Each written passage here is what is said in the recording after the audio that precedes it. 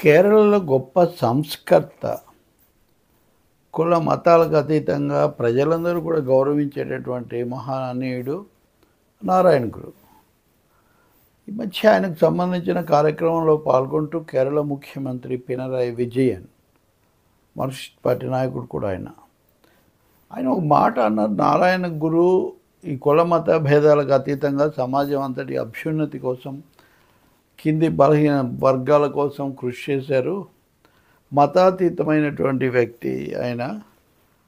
ఈ సంస్కర్తలు గొప్పవాళ్ళు ఎవరైనా సరే ఒక మతానికి ఒక కులానికి కట్టుబడలేదు. ముఖ్యంగా సనాతన ధర్మం అనే ఈ మధ్య సనాతన జపం ఎక్కువగా చేస్తున్నారు. ఈ సనాతన ధర్మం అనేది నిజానికి వర్ణాశ్రమ ధర్మమే, కుల ధర్మమే. కులాల చట్టాన్ని అది మరింతగా బలంగా తీసుకుపోతుంది. కాబట్టి అది సరికాదు అని నారాయణ గురు చెప్పారు అని పినరాయి విజయన్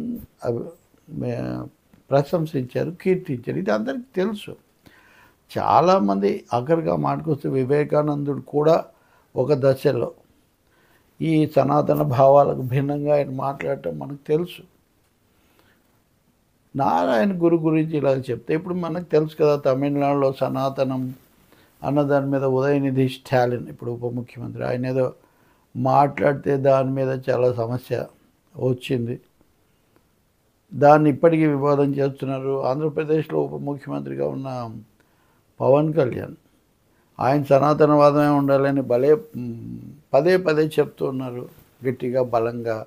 కారణం మరి ఆయన ఎన్డీఏలో ఉన్నారు కాబట్టి అలా చెప్తున్నారా అన్నది ఒకటి ఉన్నా, సనాతనవాదం అన్నది ముఖ్యంగా దక్షిణ భారతదేశంలో ముందు నుంచి కందుకూరి వీరేశలింగమ్మ, లేకపోతే ఇంకొక పెరియార్ రామస్వామి నాయకరా,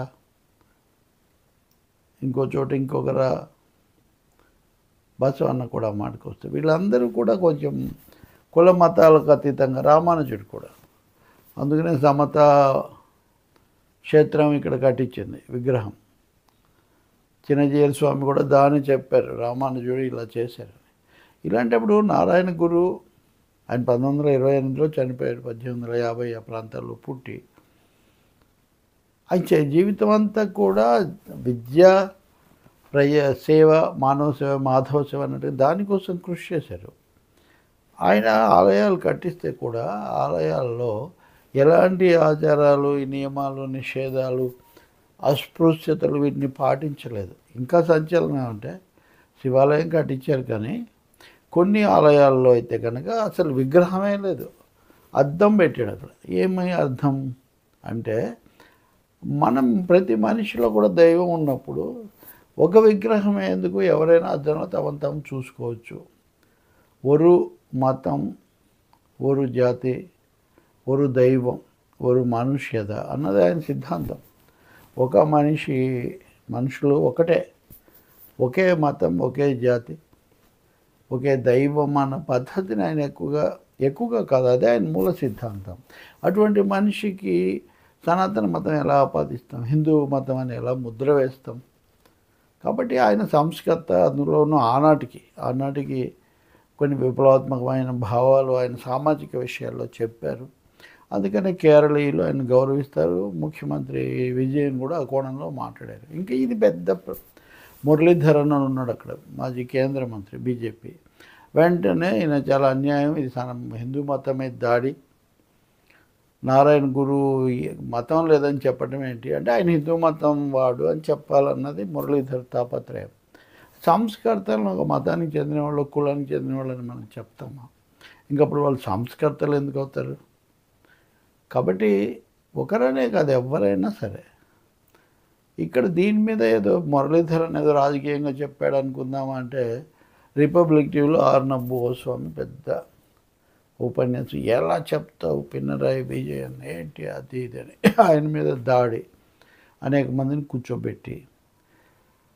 నారాయణ గురు మాత్రమే కాదండి, చాలామంది సంస్కర్తలు కులమత భేదాలు నిరసించారు. అందరూ ఒకటే అని చెప్పారు. అందరూ ఒకటే అన్నప్పుడు ఇంకా ఏ మతం ఆ మతం ఈ మతం అనే ప్రశ్న ఎక్కడి నుంచి వస్తుంది? మరి అటువంటి వాళ్ళని సనాతన ముద్ర వేయటం, సనాతనము సంస్కారము రెండు కుదరవు. సంస్కరణ అంటేనే ఉన్న సనాతనత్వాన్ని మార్చటం. దీని మీద ఇంకో గొడవ కూడా పెడుతున్నారు. హిందూ మతమే గొప్పది కాబట్టి దాంట్లో నుంచే సంస్కర్తలు వచ్చారు, మిగిలిన మతాల్లో రాలేదని. ఇదంతా అజ్ఞానంతో మాట్లాడేదా, లేకపోతే కావాలని పక్కదో పట్టించడమా? మేధావులు అనేవాళ్ళు కూడా కొంతమంది దీన్ని పట్టుకోవడం. ఇప్పుడు మార్టిన్ లూథర్ కింగ్ ఎప్పటివాడు జర్మనీలో క్రైస్తవ ఫాదరీలు రుణపత్రాలు అమ్మడాన్ని సవాల్ చేస్తూ ఆయన ఎందుకు ప్రొటెస్టెంట్ శాఖ తర్వాత రావడానికి కారకుడయ్యాడు? సంస్కరణ కోసమే కదా. అలాగే సూఫీ తెగ కానీ దాన్ని ఏం చెప్తారు ఇస్లాంలో? అందువల్ల ఒక మతంలో అని కాదు, అన్ని మతాల్లో కూడా ఈ ఛాందస్యాలు మూఢత్వాలు వద్దు అని తిరుగుబాట్లు సంస్కరణలు వచ్చాయి. వాళ్ళకి మళ్ళీ అదే మతం ఆపాదించేటైతే ఇంక వాళ్ళు చేసిన పోరాటం యొక్క ఉద్యమాలు సంస్కరణల యొక్క ఫలితమే ఉంది. సో ఒకవైపు మీరేమో వాళ్ళందరికీ ముద్రలు వేసుకుంటూ, వీరబ్రహ్మం ఉదాహరణకు అన్నమాచార్యుడు వాళ్ళందరూ మామూలు కంటే భిన్నంగా మాట్లాడారు కదా. రవీంద్రనాథ్ ఠాగూర్ వచ్చి నారాయణ గురును కలుసుకొని వెళ్తాడు. చాలా ఆసక్తికరమైన అంశాలు ఉన్నాయి ఆయన చరిత్రను కనుక మనం చదివితే. అటువంటి ఆయనకు సనాతన ముద్ర వేద్దామని వీళ్ళు ప్రయత్నించటం, సనాతనాన్ని ఆయన వ్యతిరేకించాడు, సంస్కరణవాది. అటువంటి ఆయన కుల మతం లేదు అని పినరాయి విజయన్ ముఖ్యమంత్రి చెప్తే ఆయన మీద దాడి చేయటం చాలా దారుణం. ఈ విధంగా ఉదయనిధి, పినరాయి అందరూ దక్షిణ భారతదేశం అంతా పాడైపోతుందని వీళ్ళు గగ్గోలు పెడుతున్నారు. రేపొద్దున వీళ్ళు ఇంకా ఏమేం చేస్తారో నాకు తెలియదు, కానీ ఈ ధోరణిని మటుకు ఏమాత్రం ఆమోదించడానికి లేదు. సంస్కర్తలు నిజంగానే కుల మత భేదాలకు అతీతంగా వాళ్ళు పనిచేశారు. అందుకే వాళ్ళు గౌరవనీయులు, ఆరాధనీయులు అయ్యారు.